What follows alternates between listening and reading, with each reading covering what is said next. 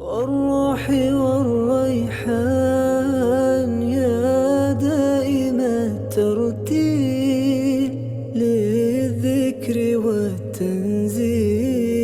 سیر السلوک سے مقصود نفس امارہ کا تزکیہ اور تطہیر ہے۔ استاد فرما رہے ہیں باطل الہوں کے عبادت سے جو خواہشات نفسانی سے وجود میں آتی ہے نجات میسر آ جائے اور حقیقت میں سوائے ایک معبود برحق و تقدس کے اور کچھ بھی قبلہ توجہ نہ رہے، اور دینی و دنیاوی مقاصد میں کسی بھی مقصد کو اس ذات کے عبادت کے سوا اختیار نہ کرے۔ دینی اور دنیاوی، ذرا دونوں کا فرق دیکھیں۔ آپ کی عبادت کا مقصد یہ بھی نہ ہو کہ مجھے جنت ملے، اتنا آپ کا عبادت کا توجہ اس کی طرف ہو، دنیا کو تو چھوڑیں۔ یہ دولت حصول فنا سے وابستہ ہے، اس مقام کو فنا کہتے ہیں۔ آپ کا جب تک اللہ تبارک و تعالیٰ سے ذاتی محبت پیدا نہیں ہوتا یہ میسر نہیں ہو سکتا۔ جہاں انعام و تکلیف دونوں مساوی ہو جائے، اس کا مطلب کیا ہے؟ جب آپ کا اس کی طرف دل ہو جاتا ہے تو آپ کے لیے تکلیفیں اور نعمتیں جو اس دنیا میں حاصل ہوتی ہے وہ دونوں ایک سے ہو جاتے ہیں۔ ایک آدمی چلتا ہے اپنا جسم لے کر کے، کافر ادھر تلواریں لے کھڑا ہوا ہے وہ اس کو مارنے کے لیے، اس کے لیے یہ تکلیف اس کے نہیں ہے کہ پیچھے میرے بیوی رہ گئی، میرے بچے رہ گئے، میرے زندگی ختم ہو جائے گی، میں فلاں ہو جائے گی۔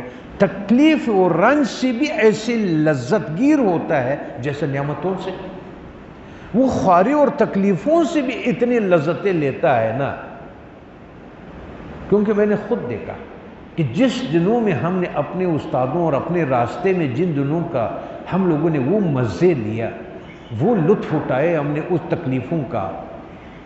مثال کے طور پہ مجھے ایک زمانہ یاد ہے کہ 4 مہینے تک ہمارے پاس وہ نہیں تھی، چینی نہیں تھی۔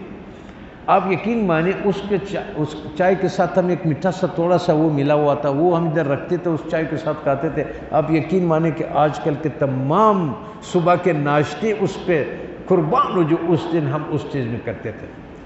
اور جب ہم ایسے جگہ سوتے تھے کہ جہاں پر نیچے پتھر تھے اور اس کے کوئی وہ نہیں ہوتا تھا، نرم جگہ، وہ اس مزے کا لذت، اور ابھی ہماری یہ پلنگ شلنگ اس کے سامنے کچھ بھی نہیں نظر آتا ہے یار اس کا تو اب اس کے لیے جہاں انعام و تکلیف دونوں مساوی ہے، تکلیف و رنج سے بھی ایسے ہی لذت گیر ہوتے جیسے نعمتوں سے۔ اگر بہشت چاہتے ہیں، اگر وہ بہشت چاہتے ہیں تو وہ اس لیے چاہتے ہیں کہ وہ اللہ کی پسندیدہ جگہ ہے۔ اگر وہ دوزخ سے بچتے ہیں تو وہ کہتے ہیں یہ اللہ کی ناراضگی کی جگہ ہے، میں اس کی ناراضگی کی وجہ سے وہ مجھے پسند نہیں، اور وہ جگہ مجھے اس لیے پسند ہے، لیکن اس کی عبادت کا جو توجہ ہے وہ رب العزت اور ذوالجلال کے رضا اور محبت کی وجہ سے ہے، وہ اس میں نہیں ہے کہ وہ اس لیے تو اس لیے وہ خدا تعالیٰ کے ناراضگی کا مقام ہے، اور دوزخ سے پناہ مانگتے ہیں تو وہ اس لیے کہ وہ خدا تعالیٰ کی ناراضگی کا مقام ہے۔ نہ بہشت سے خط نفس مطلوب ہے اور نہ دوزخ سے فرار اختیار کرنا، نہ انہوں نے جنت تک پہنچنے کے لیے اس راستے کو اختیار کیا ہوا ہے جو عبادت کر رہا ہے، اور نہ انہوں نے دوزخ سے فرار کے لیے اس کو استعمال کیا ہوا ہے۔ جس طرح محبوب جو کچھ بھی کرتا ہے وہ محبوب اور پسندیدہ ہوتا ہے۔ اخلاص کی حقیقت، اپنا ٹیلی فون اٹھا وہ بنا لو پھر آپ کی نیند غائب ہو جائے گی۔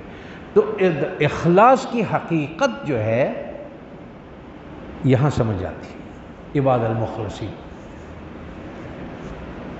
سمجھ گئے؟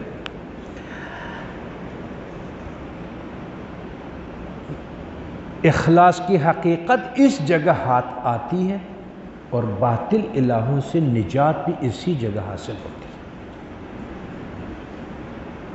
صحیح؟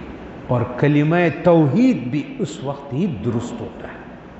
اب آپ کا کلمہ کا سمت جو ہے صحیح معنوں میں آپ کا کہ لا نہیں ہے کوئی چیز عبادت کے قابل دل میں رکھنے کی جگہ کے لیے الا اللہ بغیر ہو کے، تو اب آپ نے توحید کے اس مقام پر پہنچ گئے جس کا ہے، اس کے سوا محض رنج و تکلیف اٹھانے کی بات ہے۔ اس کے علاوہ تو اگر آپ دنیا میں جو کچھ کر رہا ہوتا ہے تو پھر رنج و تکلیف ہی ہے وہ کر رہا ہے۔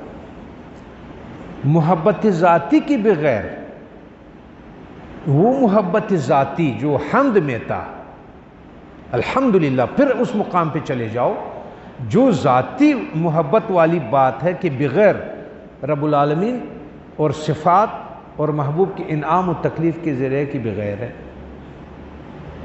وہ محبت ذاتی نہ وہ رحمتوں سے اور نہ ان نعمتوں کے جو انہوں نے بنائے ہوا ہے ان سے اس کے وابستگی ہے، اور صرف ذات تعالیٰ کے اللہ جس کا نام ہے وہ اس کے ساتھ تعلق کی بات ہے، اس کا مقام ہے۔ فنا مطلق اس شرکت سوز محبت کی بغیر ہاتھ میں آتی ہے۔ عشق آن شعلہ اس کے چن برفرو، یہ وہ شعلہ ہے محبت کا، جب یہ دل میں آ گیا تو انہوں نے آپ کے دل میں جتنی غیر اللہ کی محبتیں تھیں ان کو جلا دیا، جیسے کہیں آگ لگ جائے نا تو باقی چیزوں کو تو جلا دیتا ہے۔ تو فنائیت جو ہم کہہ رہے ہیں، فنائیت اس بات کی ہے کہ دل میں اتنی محبت آ جائے کہ آپ اس کے لیے جو کچھ غیر محبت ہے وہ اس کے سامنے جل جائے۔ ہر چیز معشوق باقی جملہ سو، عشق کا وہ شعلہ ہے کہ بغیر معشوق کا جو کچھ اس کو ملا اس نے ڈال دیا۔ تیغ لا در قتل غیر حق بران، انہوں نے کلمے کا لا کا جو تیغ ہے، تلوار ہے، انہوں نے اس کو چلایا۔ در نگرزان پس کے بعد ازلا چمان، جب انہوں نے لا کو سب تیغ چلا دیا تو پیچھے الا اللہ رہ گیا۔ ماند الا اللہ باقی جملہ رفت، بس الا اللہ رہ گیا دل میں، باقی سب چلے گئے۔ شاد باش اے عشق شروت سوز رفت، شاد رہے یہ ہمارے محبت اور عشق جو کہ تمام شریکوں کو جلا دیا۔ عشق وہ شعلہ ہے کہ جب اب اس کا وہ ترجمہ وہ کر رہا ہے، عشق وہ شعلہ ہے کہ جب روشن ہو جاتا ہے تو معشوق کے سوا ہر شے کو جلا کے رکھ دیتا ہے، غیر حق پر لا کی تلوار چلا دیتا ہے۔ یہ تلوار چلنے کے بعد پھر دیکھ کہ لا کی بات کیا ہے، صرف اللہ رہتا ہے، باقی سب کچھ ختم ہو جاتا ہے۔ اسی شرکت کو پوری طرح جلا دینے والے عشق تو شاد اور خوش رہے۔ یہ تو ہو گیا آپ کا کہ انسان کو اخلاص تک پہنچا دیتا ہے۔